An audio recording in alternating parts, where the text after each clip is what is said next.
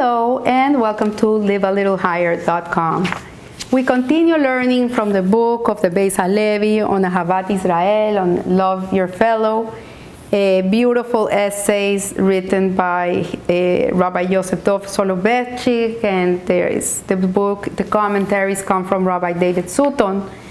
And today we're going to learn from the Appendix D of the book that says Noseh Be'ol, which is to act with empathy. So how important empathy is and to feel for others. And there's many ways to express your love for another. But he says here that the truth is that just to give people and give them what they need is not just enough, or do a favor for somebody, but you have to really try to put yourself in their shoes and really feel from their perspective. And so we know that the Jewish world is, Baruch Hashem, is blessed with many organizations. You have organizations for everything in your life that you can ever imagine.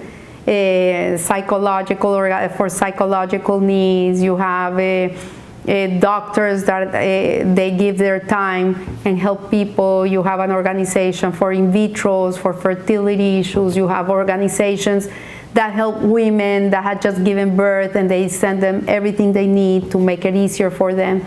You have food banks, you have gemaks of clothes, of books, of wheelchairs, whatever you need in your life, there is an organization in the Jewish world that will help you. So one of the most beautiful scenes in any Jewish neighborhood is their list of gemaks that they help the Jewish community. So there is one expression of Ahavat Israel, of love your fellow, that costs nothing, anyone can do it, and yet it's the greatest level of love of your fellow, and that is Noseh Be'ol, which is to carry the burden of your friend, to carry their load.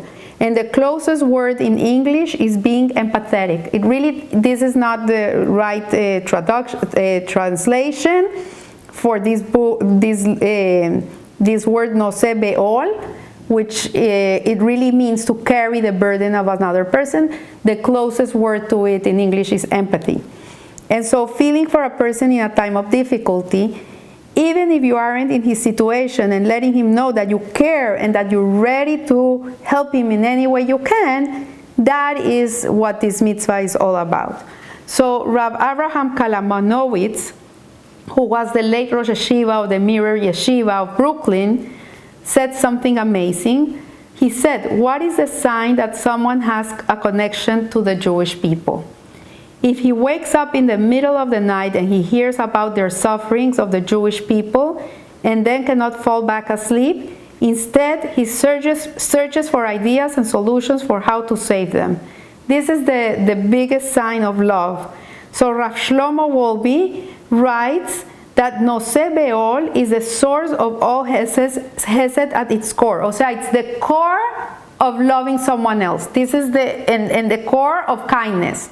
So the hardest form of Hesed to achieve as well, and this is the hardest one because people don't want to feel. We're living in a world where people are drowning their own feelings in work, in the phone, in addictions, in other things, because people don't want to feel pain. But here what it's telling us, the truth is that we're meant to feel pain. We're meant to feel for other people. This is the human experience, is to come into this world and feel for another human being. This is our job. So people often mistakenly understand this to mean being sympathetic. There is a difference between empathy and sympathy. You know, when you go to Walgreens and you're gonna buy a card that you're feeling for someone that lost a loved one, that's the word they use, sympathy, sympathetic. When a person has sympathy for someone else, he says, I'm very sorry for what you're going through and I feel bad. And it comes from the outside, it's an external feeling. But empathy is when you say to that person, I understand what you're feeling and I want to let you know that you are not alone. I feel for you. It hurts me, it pains me. I remember one lady once said something that when she lost a loved one, someone came to tell her, and this helped her so much. And this person told her, like, look, I cannot really feel what you're feeling because I'm not in your shoes, but I just want you to know that I'm in pain, and that if you ever need to just like loosen up, I'm the wall behind you. You can just recline against me. You know, that's empathy. So what does it really mean to carry the burden? Of course, in a literal sense, if one is able to help someone, he can share the burden and help him carry the load, offering his help and showing that he cares. However, in the biography of Rabbi Chaim Shmulevich, he quotes as follows: "Fools think that sharing a person's burden simply means helping him.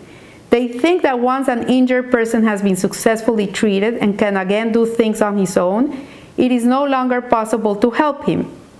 If help means physical help, how can one help someone after he has been treated and no longer needs help?" Okay, like you have a family, they're going through a hard time. The first week of the Shiva, you're there with them, you bring them food, you go to the prayers, okay. But once this family is back into the world and going back to work and going on with their life, you think, okay, they're done. I already did my job. So what he says here is that sharing a person's burden means sharing his pain and suffering. It means like, okay, it's already 1 month since this person went through what they went through, but you know what? They must be so sad. I feel bad for them. They must be so sad. And you call them and you invite them over and you're on top of them. And that is what it means. So the sages teach that the Gemara says that if the one suffering is a Talmid Hacham, is a Torah scholar, one must feel sick for it. Simply that means that you should pray so hard that you become sick because you are putting your heart and soul into the prayer. Feeling sick about it means that one must take his pain into his own heart and feel his suffering.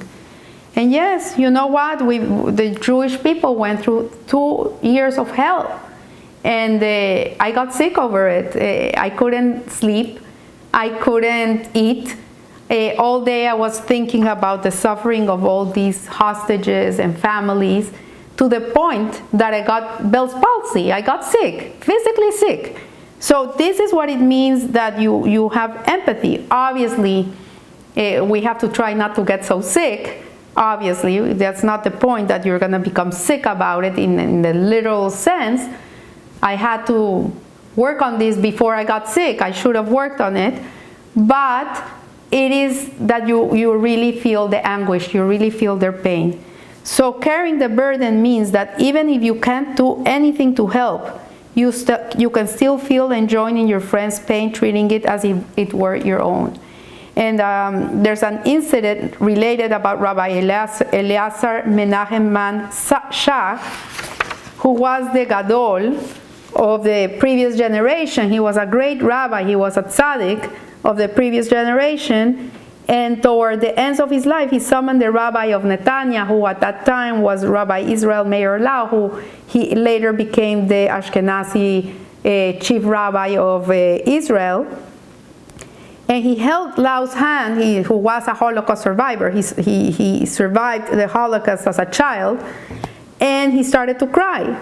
And he said to him, I heard, said Rav Shach, that there are 40 stores in Netanya that sell pork. And he couldn't stop crying. And that there is problem in Ashkelon with Hilul Shabbat, that there's people who are not taking care of Shabbat. And that they want to institute secular reforms in Tel Aviv. And he couldn't stop crying. I'm over 100 years old. He was over 100 years old. I have no strength and people are not listening to me. The only thing I have left is the ability to cry. Like, okay, if I can't do anything for anybody else anymore, then at least I can cry for them.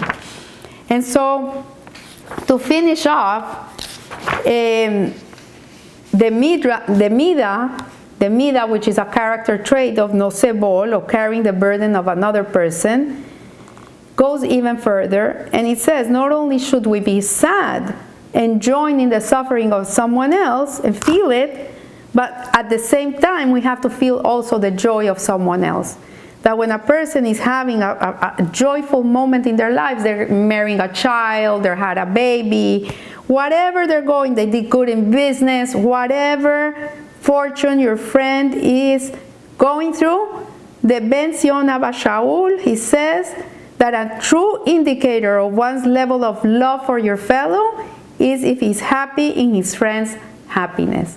And this is even harder than to have empathy in moments of suffering. And Rav Mordechai Pogromansky once quipped, one who can join his friend in his suffering is a human, but one who can join his friend in his happiness is an angel. And it says at the end here that the redemption from Egypt began when Hashem placed his heart and eyes, two expressions of sharing their pain. When he remembered the slaver, the Jewish people, their pain, and what aroused his compassion, what was it that made him be compassionate? It was when the Jewish people acted with compassion one towards the other. So when we feel the pain for someone else, or we pain the joy for someone else, this arouses in God this compassion. And it will bring us tremendous, tremendous blessings. So I wish you a blessed week, and remember, live a little higher. Thank you.